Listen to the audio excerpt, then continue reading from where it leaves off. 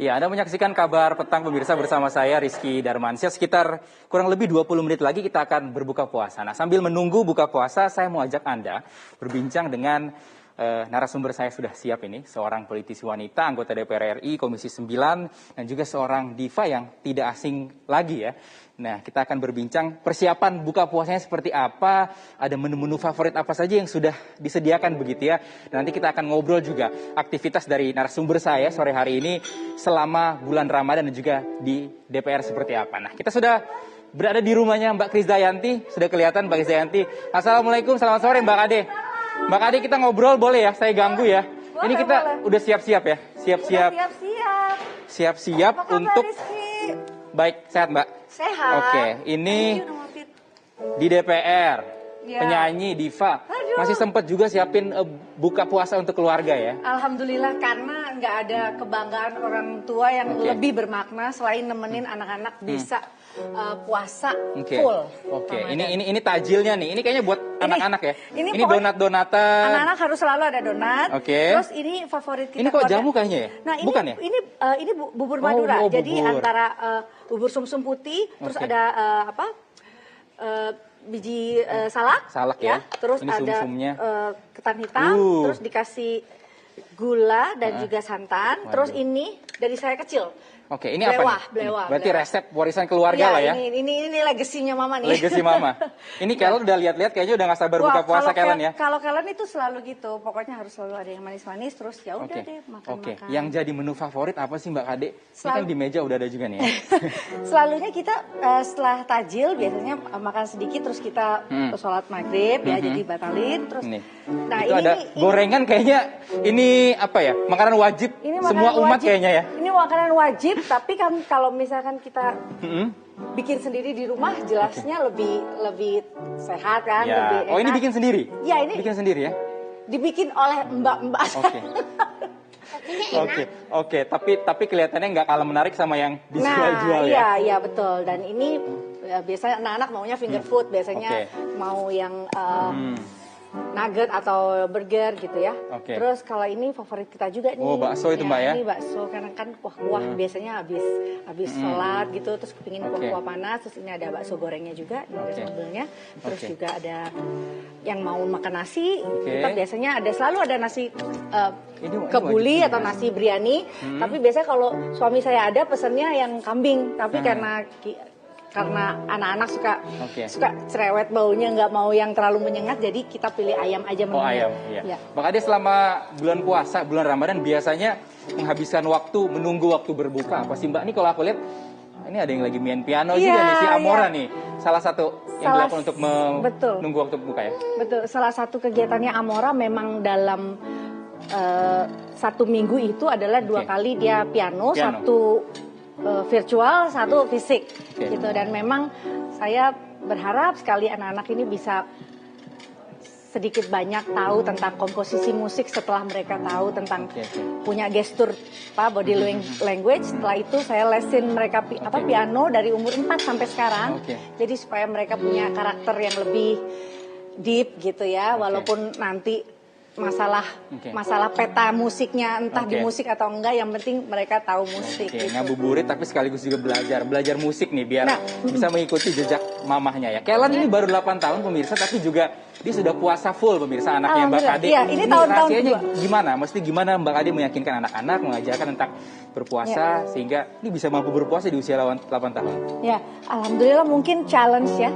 Challenge anak-anak bahwa memang mengajarkan mereka berpuasa dari dini itu bukan hanya sekedar menahan lapar dan haus, tapi bagaimana juga mereka mau berdisiplin untuk meningkatkan spiritualitasnya dengan mau sholat tepat waktu, ya kan? Karena Kellen dan Amora sudah diberikan kemudahan yang lebih dari teman-teman yang lain, ya walaupun lapar tapi bisa berbuka dengan sesuatu yang kadang dia harapkan, atau mungkin juga dapat reward hadiah juga bisa. Mbak Kade, ini kita mau kulik makanan lagi nih. Tadi favoritnya sudah dikasih tahu. Biasanya kalau berbuka diawali dengan makanan kecil dulu, cemil-cemilan, apa langsung ke makanan gede sih Mbak Kade? Aku biasanya makannya bubur-buburan dulu. Bubur-bubur dulu ya tadi ya? Sini dulu. Ini dulu. Gitu. Abis tajilan, bubur-buburan ini, baru mungkin ibadah dulu. Biasanya ada orang kayak gitu kan? Iya, memang begitu. Maghrib dulu, baru makanan besar ya? Ya, selalunya ini udah saya konsumsi ini udah 10 tahun nih ya. Ini mau ada berarti yang suka ini atau yang enggak. wajib nih ya setiap tahun ya. Ini tadi ya. Iya. Legasinya mamanya Mbak Ade. Dan apa?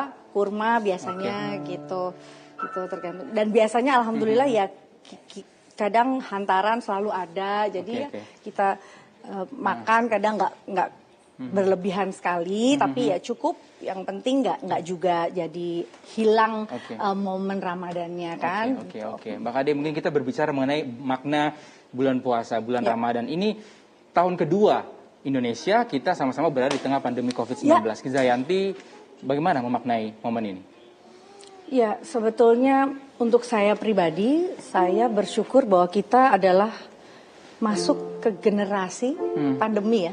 Artinya kalau kita tangkap secara positif bahwa kita semuanya nggak ada yang bisa terhindar dari pandemi ini. Mau negara adidaya, adikuasa, mau negara maju, negara berkembang, semuanya rontok ya ibaratnya. Nggak hanya fisiknya, mentalitinya, tapi ekonomi semuanya jeblok. Nah di sini saya selalu mengambil positifnya. Nggak ada rencana Tuhan yang nggak ada manfaatnya untuk kita tidak mempelajari dari situ gitu ya. Jadi saya selalu bersyukur dapat memaknai anak-anak sekolah pembelajaran dari rumah ya. Artinya orang tua jadi jauh lebih dilibatkan ya kan. Orang tua jadi lebih tahu intensitas anaknya dalam belajar. Terus memang sepanjang saya jadi anggota memang juga mendapatkan kendala karena masuk ke generasi pandemi. Tentu kapasitas kita, kehadiran kita di DPR juga hanya 20% dan kemampuan kita mendengar juga nggak lebih dari 2 jam sebetulnya. Jadi kalau kita lagi virtual meeting tuh sebetulnya juga ada kendala karena kita juga pastinya kalau ada materi dari mitra terus kita mencoba pendalaman, kita nggak akan segampang dengan ketemu fisik kan gitu loh. Dan itulah banyak hal yang tentunya seperti sekarang ini sudah dari bulan Juli 2020 suami saya juga tertahan lockdown di Timor Leste, apalagi dengan keadaan sekarang yang baru saja kena bencana daratan NTT dan juga Timor terkena dampak banjir dan siklus Seroja ini. Jadi semuanya dalam keprihatinan pasti tentunya akan banyak pembelajaran yang bisa kita terima dan membuat kita jadi lebih challenge ya. Baik, Mbak Ade, kita akan lanjutkan perbincangan nanti, tapi kita jeda terlebih dahulu karena kita harus saksikan kultum dan juga kumandang azan maghrib untuk wilayah DKI Jakarta dan sekitar. Kita akan kembali usai jeda pemirsa. Terima kasih. Ya, Anda kembali menyaksikan Kabar Petang. Saya masih bersama anggota DPR RI, Komisi 9, seorang diva, Mbak Kizayanti. Kita udah buka ya, Mbak ya? Alhamdulillah. Alhamdulillah, saya udah buka. Ya, saya tadi udah sempet nyobain ini tadi, resep rahasia belewa ya? Resep Mama ini ya? Resepnya Mama ini, dan paling gampang. Paling gampang. Kalau Mbak Ade udah? Saya udah siapkan bubur Madura. Jadi bubur Madura ini campuran bubur sumsum, terus biji salak, sama santan, sama gula. Ini cukup berarti untuk takjilnya cukup ya. Jadi cukup kamu pandang-pandang aja. Saya nggak bisa makan pemirsa. Saya pandangin Mbak Kade makan aja. Nah ini nanti makanan gedenya habis sholat maghrib ya biasanya Mbak ya. Sholat maghrib. Tapi biasanya juga udah kenyang. Kadang tuh kita kayak gitu biasanya kan kita lapar mata ya, baru makan gorengan 1, 2. Sebetulnya kan itu kan. Kecuali Kellen. Kalau Kellen dari tadi fokus banget pemirsa, ini anaknya Mbak Kade makan ini udah ayam kedua kayaknya ya. Ayam baru 1 ya. Baru 1. Oh, baru 1. Nah, tadi kita udah ngomongin makanan favorit, persiapan buka puasa, kegiatan-kegiatan ngabuburit lah tadi Amora. Boleh buka masker. Nah, saya buka masker bisa, kita sudah jaga jarak sama Mbak Kade. Mungkin selama bulan Ramadan ini main-main ke dapil nanti atau seperti apa, Mbak? Iya, jadi memang sesuai pesan dari Mbak Ketua DPR kita sampaikan bahwa tugas konstitusi kembali kita tutup sidang keempat kemarin, kunjungi dapil dan juga menyerap aspirasi masyarakat di sana. Jadi kita akan pembukaan sidang lagi nanti di tanggal 6 Mei. Jadi nanti saya akan turun ke dapil pastinya. Tapi karena keprihatinan Kabupaten Malang bahwa ada bencana kemarin, jadi alhamdulillah dari tim kita juga sudah turun ke lapangan jauh hari sebelum semenjak. Kondisi di sana gimana saat ini, Mbak, dan bantuan-bantuannya? Iya, bantuan-bantuan terkoordinir dari dan alhamdulillah kepala daerah juga memberikan report langsung kepada saya, dan saya merasa terhormat sekali. Apapun pergerakan dan sekecil apapun yang diterima dan didistribusikan untuk warga benar-benar transparan dan tembus pandang. Jadi semua donasi atau semua yang bisa kami salurkan itu benar-benar berdampak dan langsung sampai kepada masyarakat yang tertimpa bencana. Dan saya juga bersyukur bahwa tim di daerah, di Dapil, di Malang Raya itu juga sangat-sangat progres untuk kita ya, teknologi semuanya udah benar-benar memudahkan kita. Jadi bencana ada di mana, fotonya jelas. Bencana akurasinya, kerusakannya sampai mana, kita bisa estimasi apa yang bisa diberikan bantuannya gitu. Oke Mbak, selain itu saya juga sempat lihat aktivitas Mbak Kade di sosial media juga terkait dengan Komisi 9 juga, dan juga terkait juga dengan Dapil. Ini mengadakan program Krisdayanti Scholarship. Itu apa sebenarnya, program apa? Karena ini terkait juga dengan kondisi Indonesia saat ini, khususnya mungkin Dapil Mbak Kade yang terdampak bencana. Betul, kita semuanya nggak ada yang bisa menghindari bencana. Bencana apalagi Indonesia yang luas ini, bencana ada di mana-mana, akan lebih baik kalau kita mengantisipasi. Jadi ini adalah bentuk kepedulian sebetulnya, bentuk kepedulian saya dengan cara yang lebih berdampak, yaitu saya merekrut untuk gelombang pertama ini di Kabupaten Malang, selanjutnya akan di Kota Batu dan Kota Malang, yaitu perekrutan perawat non-PNS. Karena selama ini tentunya melalui seleksi, dan di gelombang pertama ada 40 perawat dulu yang lolos, dan semua ini kerjasama kita dengan Himpunan Perawat Kegawat Daruratan dan Bencana Indonesia di Jawa Timur. Dan alhamdulillah setelah pelatihan di 4 hari kemarin, selang 1 hari bencana ada di Kota Malang. Jadi benar-benar langsung terjun, ilmu-ilmu yang dipelajari terpakai semua. 40 kelulusan yang pertama ini langsung menyebar di seluruh kabupaten, dan ilmu yang didapatkan juga bermanfaat. Artinya bahwa pelatihan BTCLS ini, Basic Trauma Cardiac Life Support ini benar-benar bisa diaplikasikan langsung oleh perawat-perawat kita yang memang secara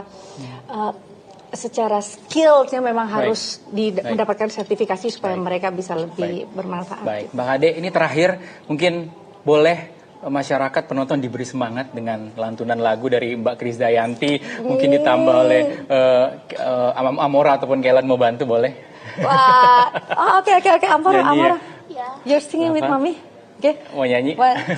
Ramadan tiba, Ramadan tiba, Ramadan tiba, marhaban ya Ramadan, marhaban ya Ramadan, marhaban ya Ramadan. Ya, pemirsa, itu tadi perbincangan kita dengan Mbak Kade. Terima kasih atas kesempatannya Mbak Kade. Semoga program-program yang akan dijalankan ini dapat berlangsung dengan lancar dan juga berdampak baik untuk masyarakat, khususnya di Dapil bagi saya nanti. Amin. Andro dan Tisa, kita kembalikan pada Anda di studio. Kita mau lanjut makan terlebih dahulu karena tadi sempat tertunda. Terima kasih. Nikmat sekali Tisa. Nikmat sekali, selamat berbuka untuk Mbak Krisdayanti dan juga Rizky. Terima kasih juga waktunya sudah boleh nih kita buka puasa bareng, meskipun buka puasanya diwakilkan kehangatannya sangat terasa sampai studio loh Mbak Krisdayanti tadi ya. Luar biasa. Andro juga ngiler tadi ngeliat makanan-makanan yang disajikan, mulai dari bubur, kemudian langsung makan nasi, harus langsung makan nasi supaya langsung terisi perutnya Tisa ya. Oke Andro.